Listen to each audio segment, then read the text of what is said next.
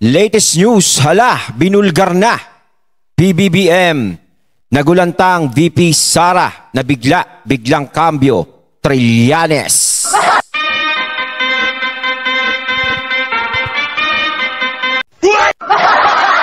Ayan, syempre itong balitang ating matutunghayan ngayon ay nagmula kay Pinas News Portal. At ito po ang inyong lingkod na si BT na magbibigay ng reaksyon at komento dito sa video na ating matutunghayan ngayon. Pasok! Usapan natin mga nagbabaliktaran. Ito, pag-usapan natin itong patungkol. Ayan, syempre bago natin simulan ang videong ito, nais ko nga pala magbigay ng credits dito sa boses na madidinig natin ngayon at bibigyan ng reaksyon. Walang iba kundi si Coach Oli. Ayan, pagpatuloy natin mga katunay, syempre suportahan natin si Coach Oli. Ay, Trililing. Kasi tinanong si siya dito, tinanong si Trillanes dito kung anong masasabi niya kung sakaling hindi ma-impeach si VP Sara. Anong mangyayari kay BBM? Pakinggan po natin ang sagot ni Trillanes. Ako, I'm almost certain that hindi niya matatapos yung kanyang termino kung hindi niya ma-impeach si Sara. Ayun, may conditioning ka. Sorry. So parang nadulas si Boss Trillanes doon na hindi matatapos ni PBBM ang termino niya kapag nandiyan si Sara Duterte. So ang ibig sabihin niya doon, parang nagiging threat ba si VP Sara o may gagawing hindi maganda si VP Sara kay PBBM para hindi niya matapos yung termino niya sa pagiging presidente? Pagpalagay natin, ilagay natin sa ganung sitwasyon na sinasabi mo, ilagay natin sa ganung dahilan. Sino kaya ang parang gustong matanggal ngayon sa posisyon? Si PBBM ba o si VP Sara? Sino ba yung tinatrabaho? 'Di ba? Ang tinatrabaho ngayon para matanggal sa posisyon ay si VP Sara Duterte, hindi si PBBM. So, kung doon natin ilalagay yung senaryo sa threat ba si VP Sara kay PBBM, parang napakalayo.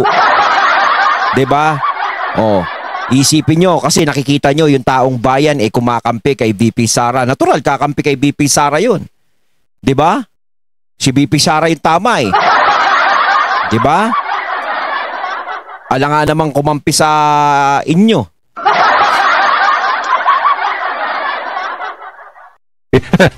Mind conditioning, may papaliwanag natin. O kaya naman sinasabi ni Trillanes dito is mai-impeach maaring hindi matapos ni PBBM ang kanyang termino kasi lalabas talaga yung problema ng gobyerno hanggat si VP Sara tinitira ng mga nakaikot sa kanya. Kasi habang binibira nila si VP Sara, lahat ng problema nila lumalabas. Nahuhukay din. 'Di ba? Kaya nga nagkakaroon ng mga rally, 'di ba? Hindi naman magkakaroon ng rally kung maayos yung takbo na nangyayari sa atin ngayon eh. Pero para sa kanya, hindi matatapos ni BBM ang kanyang termino kung hindi ma-impeach si VP Sara. So for him, therefore, Marcos, kumilos ka na! So kailangan talaga, pinaparating ni Trillanes is ma-impeach talaga si VP Sara. Parang sinasabi niya, dapat lang na ma-impeach to kasi kapag nandito pa rin sa posisyon niya na nakatakbong presidente yan, swak ako sa banga. Impeach mo yan or ikaw, Marcos, ang mai-impeach. Mamili ka, ganon. Ganon ang mind. Yun yung isa sinasabi ko. No? Baka mamaya, kung hindi si VP Sara, si Marcos ang ma-impeach dahil sa mga lumalabas na problema dito sa gobyerno. Conditioning na gusto ng mama na ito. Kung hindi mako-convict, kung hindi ma-remove by impeachment. Bakit? Kasi nakita mo, nagiging bolder and bolder, nagiging brazen sa kanyang mga pagkilos. Lalo na pagka na-survive niya ito. Kasi kung wala kang gagawin, the same. Hindi naman yan sila mag-tone down ng kanilang efforts to oust President Marcos eh. Ang target nila is to get back to power. Anong get back to power? Ibig sabihin yung mga Duterte gustong tumakbo sa pagiging presidente, si VP Sara para makabalik sa power. Lang yan. Alam mo ba yung sinasabi mo? Si VP Sara walang intensyon na tumakbong vice president. Binulabog lang siya ng dalawang magkapatid. 'Di ba si Aimee tsaka si PBBM. Gusto nga ni VP Sara mag-mayor lang sa Davao eh. Tapusin niya yung termino niya ron eh. Sino ba ang nangulit sa kanya? Sino ba ang kumumbinsi sa kanya? 'Di ba yung mga Marcos? O, di ba? O, tapos, nanalo si Sara Duterte na Vice President. O, ano sabi ni Sara Duterte para nakakarating-rating na balita sa atin hindi naman siya tatakbong presidente, hindi na siya interesado, gusto niya bumalik na lang sa Davao. Tatapusin niya lang yung termino ng pagiging Vice President.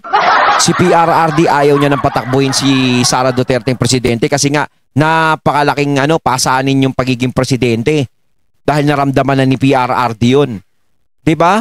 Saan yun nandoon na gustong makabalik sa kapangyarihan? Saan doon? Halos kasi lahat ng mga sinasabi mo, Boss Trill, is parang napakalayo sa katotohanan. Kaya hindi ka pinaniniwalaan. Kung tutuusin, alam mo, dati ka pa maingay. Panahon pa lang ni PRRD ng presidente siya, napakaingay mo na. 'Di ba? Para kang isang lata no? Para kang lata. Kapag walang laman ng isang lata, hinagis mo yan, magaan yan. Walang kwenta yan, walang binatbat yan. Pero yung mga lata na tahimik lang, no? Yung mga latang may laman, pag pinukol mo yan, tahimik yan. Yun ang nakakatakot dahil nakakabukol yun. Pero yung mga latang maiingay na katulad mo, walang laman yan. Sigurado yan, 'di ba? Walang laman. Kaya wala ka lang ginawa kundi mag-ingay lang ng mag-ingay. 'Di ba? Hanggang ngayon, ginagawa mo yan. Kaya hindi nakakabukol yung mga ginagawa mo. 'Di ba? Mas gugustuhin ko pa yung taong tahimik. Mas hindi mo mababasa yung ugali ng mga taong tahimik. Oh. Kita mo si BP Sara, tahimik lang. Hindi nyo nababasa yung ugali ni BP Sara. Nagulat na lang kayo lahat. 'Di ba? Sa mga ginagawang hakbang ni BP Sara, nagugulantang kayo. Ang target nila is to get back to power. Pagka ayaw niya talaga makabalik si Sara sa power. Kasi ayaw siya. Ha? Maluluto siya dyan. Kay Ben Tulfo, yari siya kay Pulong. Yari yung mga naniniwala ka ba, Trillanes? Pag nakaupo si BP Sara, ubos. Kaya all out ang mga ngayon, ha? All out ang mga NPA tsaka mga makakaliwa ngayon to attack Duterte. Bakit? Sigurado sila. Pag naupo si BP Sara, ubos ang komunista, ubos ang sigurado. NPA. Kaya naman ngayon, yan kaya naingot-ingot niya si Trill napakaingay. Yun lang yung lagi niyang alam na gawin 'Di ba? Si BP Sara tahimik lang yan. 'Di ba?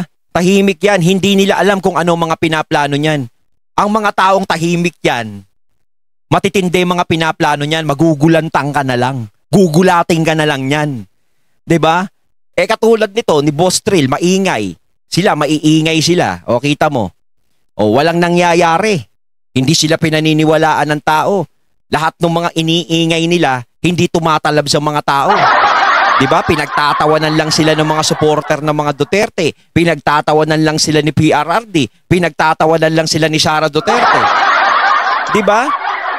Pero kapag kita mo naman ng mga Duterte pag kumilos, 'di ba? Wala kang madidinig na kahit anong salita sa mga Duterte. Pero pag kumilos, napakapino, planadong-planado.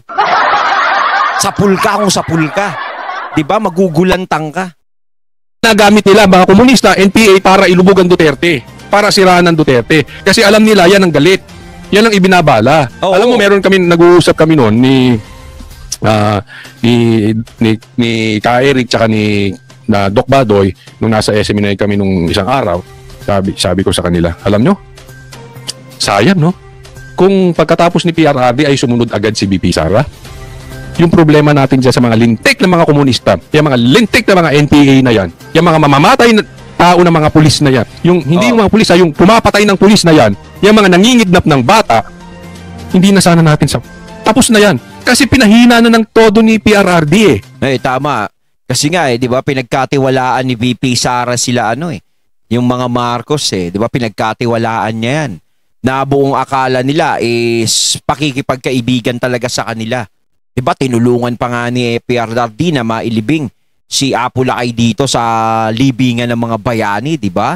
Halos sino bang administrasyon na nakagawa nun? Halos wala. Yung mga dilawan kumakampi kay PBBM ngayon. Kaya tatanungin ko si PBBM, ano ba nagawa sa iyo ng mga dilawan? Wala. Napalibing ba nila si Ferdinand Marcos Sr. dito sa Pilipinas? Di ba halos ayaw nga nilang ipalibing dito?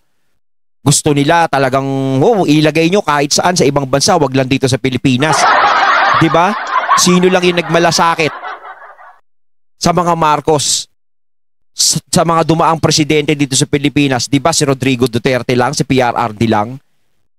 Wala nang ibang nagmalasakit sa Marcos? Sino ba yung nakapagplano na ilibing dito si Apo Lakay sa Pilipinas? Si PRRD lang. Di ba? Sino yung sumuporta sa kandidatura ng mga Marcos? Mga Duterte lang. Si VP Sara sinuportahan. Kaya lalong lumakas. Kasi kung aasahan lang ni PBBM is yung BBM supporters lang talaga. Kung ano yung mga nakuha niyang boto nung vice president siya, nung tumakbo sila ni Lenny sabay, ganun lang din ang makukuha niya.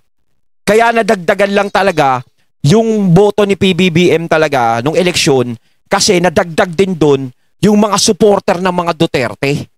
Diba? Ganun yun eh. Kaya lumaki ng lumaki.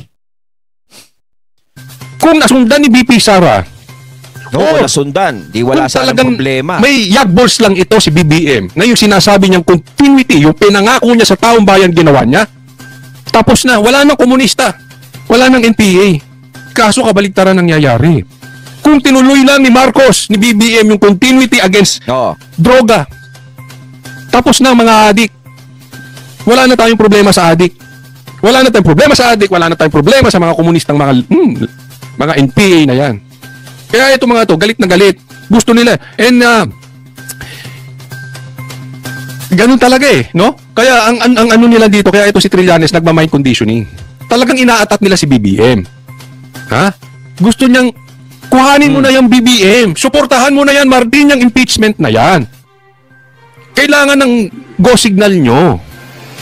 Kung hindi nyo ma-impeach si BP Sara, pansinin nyo, sino ang mas atat na ma-impeach si BP Sara? Ang atat talaga dilaw. Ang atat talaga yung mga makakaliwa. Ang atat talaga yung mga NPA. Hindi, kasi talaga natatakot sila eh. Sino ba yung maaapektuhan ng impeachment kundi sila talaga? Ay, sino ba naman? Ano ba yung sinasabi ko? Sino ba yung maaapektuhan kapag hindi na-impeach si BP Sara? Siyempre sila. Diba? Kapag si BP Sara nakatawid sa pagiging presidente, lahat sila sigurado bangga. Lagot sila dyan. Diba? Yun ang kinatatakutan nila eh. Kaya pinipigil nila yan. Kaya gusto nila magkaroon ng impeachment.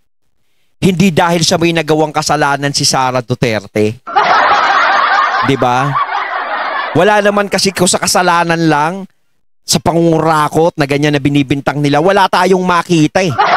Yung basihan na pinapakita nila, ang hirap paniwalaan.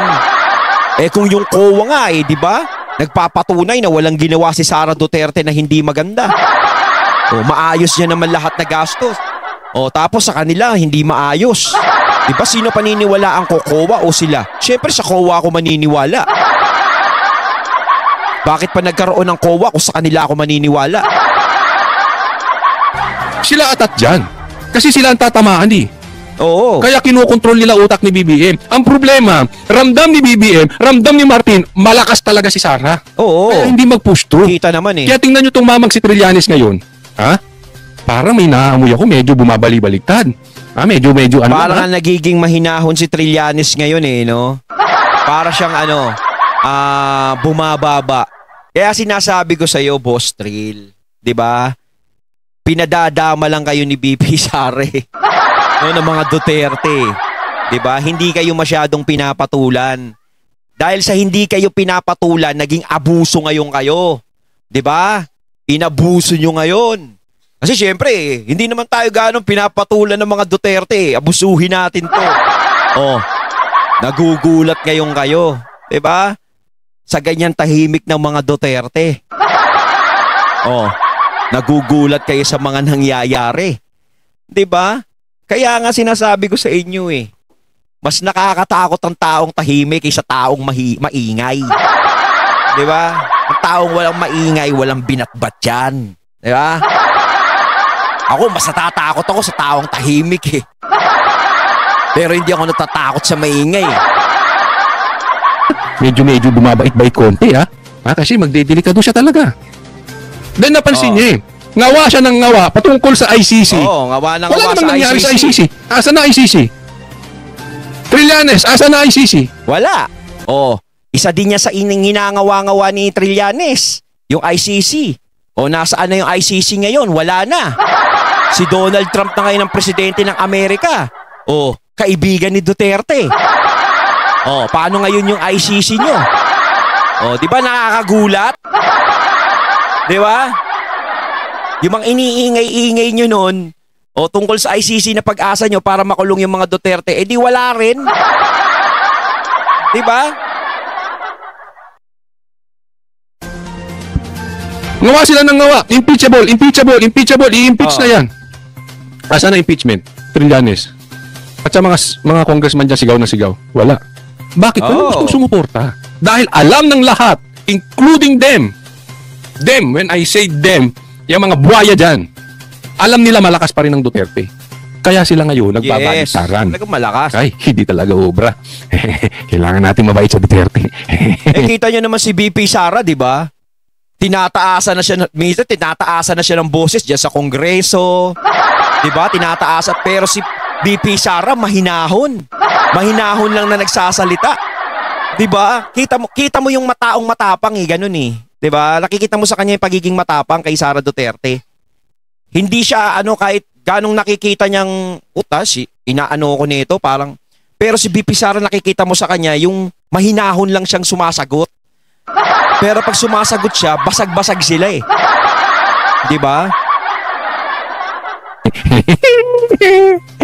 Kanin pa! Para tayo nasa mga inasal, no? Yun ang objective nila So whether mag-attempt mag-impeach si President Marcos o hindi, it will intensify. So pagka hindi niya ito natuluyan, ang nanganganib na ngayon is si President Marcos. Inuuto niya si Marcos. Marcos, inuuto ka ni Trillanes, Paano sila sabi niya, uto-uto? Parang pinupush niya, no? Kapag hindi na-impeach si BP Sara, baka si Marcos ang ma-impeach. Parang gano'n na, PBBM. Kailangan tumulong ka na rin sa paglalakad ng impeachment ni BP Sara, parang gustong palabasin ni Boss Trill, gano'n. No? Parang ini-influensyahan niya pa Natakot na sila walang magawa sinasabi nga ni PBBM, huwag na tayo magano sa impeachment, huwag nyo na pagkaabalahan yan. Walang mangyayari, walang maitutulong sa bansa natin yan. Sila lang yung nagsusulong na impeachment kita mo. Para sila mga tanga. Naman, sundin mo ko, impeach mo si BP Sara. Tanga! Hindi tanga si Marcos. Gusto man niyang i-impeach si BP Sara, alam niya hilaw. Hindi pwedeng hinog sa pilit. Alam niya yun. Ikaw naman, Trillanes, nagtatanga-tangahan ka Alam mo namang hindi talaga obra. Because again, historically, the political winds change and it would shift doon sa mga frontrunners for the 2028 election. Tama yun. Yun ang sinabi niyang tama. The wind will change. The wind will change. Maaari talagang magbago. Nagsisimula na akong managinip niyan. Yung pag-upo ni BP Sara. Pagka nakakakwentuhan ko yung mga, hindi ko na babanggitin kung sino yung mga kakwentuhan ko, basta mga inaabuso ng gobyernong ito. Sabi ko, konting tiis lang po, sir, ma'am. Konting tiis. Talagang tinadhana si BP Sara. Ako'y naniniwala, she will be the next president. Sooner or later. Pagkatapos nun, bakbak tayo ulit. Itong ginagawa ng bakbak, wala pa ito. Ako din, nagtitiis Hinihintay ko lang mag-2028 pag naging presidente si BP Sara. 2028, 2029, 30, 31, 32, 33, 34. Diba? Matagal-tagal din na magiging presidente si BP Sara hanggang 2034. Tapos papalitan si BP Sara ni Marcoleta, di ba? Di maganda. Huwag na tayo magpaupo ng mga walang niya. Di ba? Alam niyo di ba? Kayo ba? Nananaginip na kayo? Napatapos na ang paghihirap natin at nakaupo na si BP Sara. Lalong hihina ang pwersa nila sa Kongreso, hihina ang pwersa nila sa Senado at sa public at large. When you say you're almost certain na hindi niya matatapos yung termino niya, kung ma-survive ito ni VP Sara Duterte, what exactly do you mean? Are you talking here of ouster through something similar to EDSA 2 or impeachment? Baka siya naman ang ma-impeach, di ba? Ano ang mga nakikita niyo senaryo? Oh. At this point in time, and having seen the Dutertes, sinasabi nila mismo, di ba? All options are on the table dyan. Kung ang end nila is makabalik sa pwesto, then gagawin nila lahat. Ngayon, if you're talking about impeachment, imagine from now until 2028, do you think wala ng political and economic crisis na kakaharapin ng Marcos administration? For sure meron yan. Pagka magkaroon lang ng isang socio-economic or political crisis, ditong pwersa nila Duterte, having survived the impeachment, assuming, ano sila? They would just be waiting in the wings to take over when they need to. Yun. And Alam mo, alam nyo Ingay talaga ni Trillanes no? ito kritiko to ni Duterte, ni Pia, lalo-lalo na si Pia. Talagang kritiko talaga yan, 100%. Kala mo babae. Diba? Buti nga, naaawat si PRRD, kundi binato ng mic yan Diba? PRRD. Type nga ata nito si Pulong. hindi mo ka-level si Pulong. Ha? Taki mo kalalaking tao, ang ingay ang putya.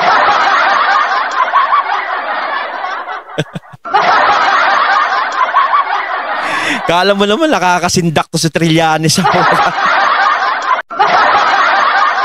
Nakakapikon lang Nakakainis lang talaga yung mga pinagsasasabi nito. Out of your league. Anyway, alam niya isipin mo kahit kritiko, alam niya kung gaano kalakas ang Duterte. Oo. Yung statement. Alam mo si Boss Trill, kinakabahan na yan. Kinakabahan na yan, sigurado. Yan, hindi niya lang maamin directly. No, kaya sinasabi niya kung gusto, lagi niyang lalagyan ng intro na kung gusto nila talaga nilang gagawin lahat nilang magagawa nila para makabalik sila sa poder. May ganon. Yung intro yun ang tinatawag na palaman. Na parang hindi masabi na yung kanyang believe sa Duterte ina-admit niya. Lalagyan niya ng palaman, no? Pero isipin mo, ang kritiko niya inaamin malakas ang Duterte. 'Di ba? Isipin mo, kahit halimbawa si Leni, at that time there is really no chance na halimbawa hindi ma-impeach hindi mangyari na may masamang magawa si PRRD. There is no way na ang pwersa ni Leni, ang pwersa ng Dilaw ay kayang patanggal si PRRD. Yan yung sinasabi nito ngayon. Uso pa ba yung Dilaw ngayon? Nasabi niya, yung panahon ngayon, iba. Pag hindi mo natanggal si Sara, ikaw Marcos ang matatanggal. Nakita niyo yung difference? Nung panahon ng Dilaw, ni Leni, na Vice President siya, hindi niya kayang gawin yung kay PRRD. No chance. Ito, no? Hindi niya matatanggal si PRRD kasi si PRRD wala namang ginagawang hindi maganda. At saka si PRRD, hindi kaya ni Leni yung ginagawa ni PRRD. Si Leni, nakita mo, pangiti-ngiti lang. Diba? Yung chatter sa PMA chat groups, masyadong significant. Hindi na ito static. Kaya makikita mo na kung meron sila ngayon, lalo ng palakas yan. Remember, iisipin nila pag nakapwesto si Sara. Tinan mo ha. Puro ba nakapwesto? Hanggang dito, inaamin niya na yung PMA nasa side ng Duterte. Lalagyan lang niya ng konting sa dulo para hindi siya mapasama. Na she is admitting. Nararamdaman niya yung lakas ng mga Duterte ni Boss Trill. Kumbaga pinapalakas niya na lang yung loob niya Binibigyan niya lang ng fighting spirit, pero alam niya sa sarili niya kung gaano kalakas yung mga Duterte. Tumatakbong mayor to sa Caloocan, di ba? Kapag nanalong mayor sa Caloocan, hindi na ako pupunta ng Caloocan hanggat ito yung mayor.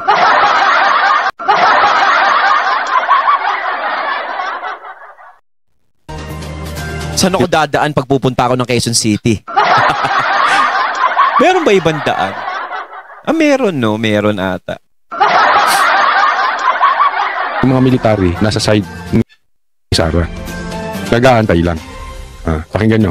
Makikita mo na kung meron sila ngayon, lalo ng palakas yan. Remember, iisipin nila pag nakapwesto si Sara. Yan yung palaman niya. Kung meron sila ngayon, palakas yan. Kinakambyuhan niya Nandun sa side. At ito, ano yung pwestong ibibigay sa kanila. So, So, sisiraan niya ngayon si Sara.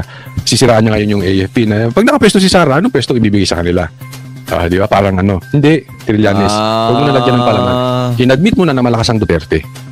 Malakas sila sa taong bayan. Parang inaano niya pag naupo si BP Sara, magkakaroon ng pwesto yung mga ano naman ngayon? Anong pakailam mo? Di ba? May pakailam ka ba? Oh. Ikaw bakit hindi ka binigyan ng pwesto? Yan naiinggit ka. Malakas sila sa militar. Sa yung statement. No? At hindi kailangan ng kapalit na pwesto. Alam mo, ang daming vloggers. Ito, diretsahan tayo ha. Ang daming vloggers nakasuporta kay Sara. Oo. Totoo to, wag po magagalit si BP Sara or magmagagalit ang mga Maraming vloggers. vlogger na sumusuporta Walang napapala kay Sara. Walang napapala kay Duterte. Oh, di ba? Oh, totoo naman 'yon. Tama 'yung sinabi ni Coach Oli. Ang daming vlogger ng mga Duterte. Ang daming nagdumidepensa sa mga Duterte. Tapos kinokomentan nyo kami na magkano binabayad sa amin. Anak ng Pucha, kung ako binabayaran ng mga Duterte, may kotse na ako ngayon. Brand new. Hindi na ako umuutang sa 5-6, mga hindoropot. Kasi ako nakakabasa ako sa comment box eh. Magkano binabayad sa'yo ng mga Duterte? Bayaran ka eh. Walang yan naman. Hindi kami pinapasweldo ng mga Duterte. Wala kami nakukuha kahit piso sa mga Duterte. Pinagtatanggol namin yung Duterte dahil gusto namin. Dahil naniniwala kami sa prinsipyo ng mga Duterte. Diba? Hindi namin pinagtatanggol yung mga Duterte kasi trip lang namin at gusto lang namin kumita ng pera sa YouTube. Diba? Ngayon kung sasabihan yung bayaran kami ng mga Duterte, dapat ngayon may bagong kotse na ako. Bakit nag-iipon pa ako? Bakit may 5-6 pa ako sa kapitbahay ko? Diba? Hindi kayo nag-iisip eh. Diba? Kaya sasabihan nyo yung mga Duterte vlogger, mga bayaran. Ang titigas ng mga pagmumukha nyo. Langya na yan, oo. I can attest to that. Yung mga vloggers na yan, walang bayad yan. Yes, tama si Coach Oli ron. Walang napapala sa Duterte. And yet, wala kaming napapala sa mga Duterte. Tama. And yet, mahal pa rin ang Duterte. Yes. Trillanes, yan ang tinatawag na organic. Tsaka tunay na suporta. Diyan mo mararamdaman yung tunay na suporta. Nasusuportahan mo ba kami kahit hindi ka namin binabayaran, di ba? Yung iba dyan kunwari may pinagtatanggol pero binabayaran kahit bagsak ang views Pero kita mo pa rin, pinapagtanggol pa rin nila ng pinagtatanggol di ba? Kasi nga, alam mo na. Hindi kailangan ng kapalit. Pero kahit kami, kahit bagsak ang views namin, mataas ang views namin, ang importante, nagsasalita kami para sa mga Duterte kasi naniniwala kami sa layunin ng mga Duterte. Yun. Tinataas ang bangko ko rito. Ang sinasabi ko, yes. Hindi lang sarili ko, lahat ng community ng vloggers ng DDS. Taga nyo sa bato, walang bayad yung mga yan. Yes. Ayon, at ating natunghayan ng video na nagmula kay Pinas News Portal at syempre natunghayan natin ang boses na yon na binigyan natin ng reaksyon, walang iba kundi si Coach Oli. Kayo mga katunay, anong masasabi nyo tungkol dito? Comment lang po kayo sa comment box. So once again, I'm BT and I'm out. Peace.